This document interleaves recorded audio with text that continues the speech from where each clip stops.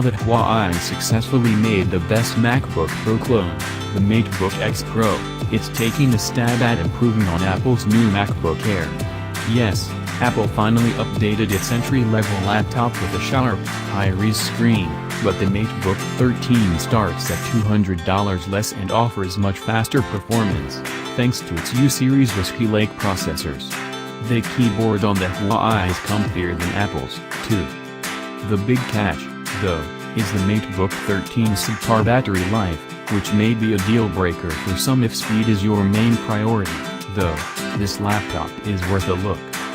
We tested the $1,299 Huawei MateBook 13, which comes with a Core i7 Whiskey Lake CPU, 8GB of RAM, a 512GB SSD and discrete NVIDIA GeForce MX 150 graphics, with 2GB of memory.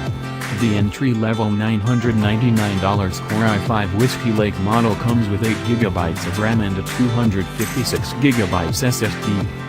Just like Huawei's MateBook X Pro, the MateBook 13 looks so much like MacBook, with its restrained, minimalist design, that it could be easily mistaken for one, were it not for the shiny Huawei logo on the top.